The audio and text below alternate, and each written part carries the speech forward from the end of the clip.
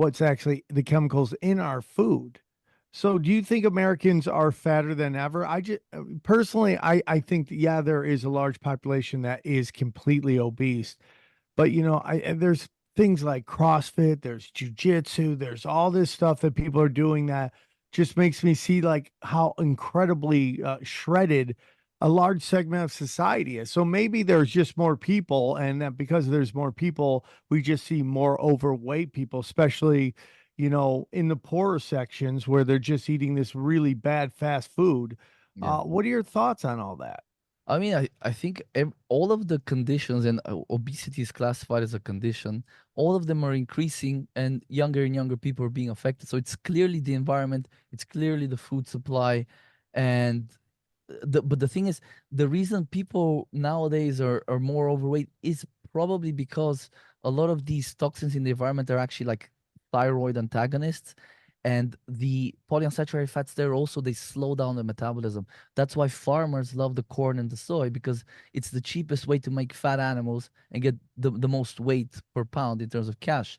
So I think because we're eating so many of the seed oils and the omega sixes specifically, that's probably the biggest reason why we are where we are in all conditions, all diseases, including things you wouldn't even think about, like even depression and stuff like that. That's probably a big component of the seed oils being implicated there as well.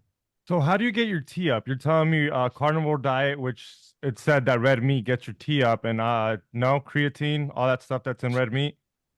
So red meat is great, but the problem is if you just do like strict carnivore, if you just eat meat, the problem is meat has certain things that are out of balance because the animal is like 50% collagen and 50% muscle, roughly speaking. So if you don't like add the collagenous tissue in, you are getting a lot of some inflammatory amino acids like methionine, cysteine, and tryptophan.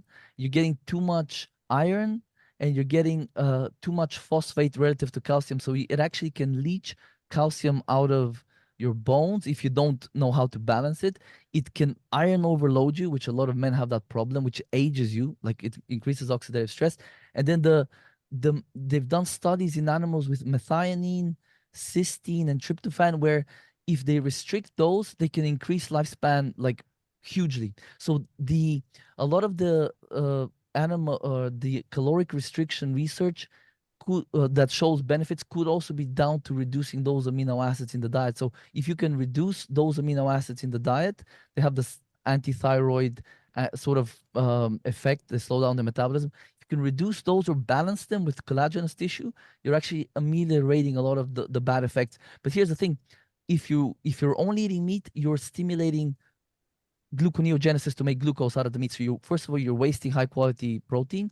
And that process is driven by cortisol, and cortisol is oppositional to T. So you want to eat your carbs with it.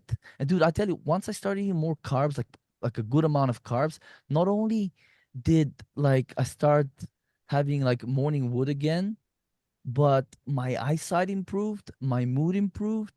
Dude, everything. Look, the talking about nootropics, I love the nootropics, improving mental performance, all that good stuff. I'm on 20 different things right now, and I'm loving it. Brain's on fire. But the best nootropic, man, is glucose, because your brain is super hungry for glucose. So if you eat low carb, yeah, you will make glucose for your brain and your central nervous system and your red blood cells, but you need like a couple 100 grams a day. If you have to make that, you better believe a lot of nice to have things like your libido, your mood, higher cognitive functions, future planning, all of these things will eventually get shut down. And that's what they want, man. They want you to be in this fight or flight survival mode, because then you can't think long term. You can't sort of plan. You're just stuck in survival mode. They love that because that's how you're easy to control.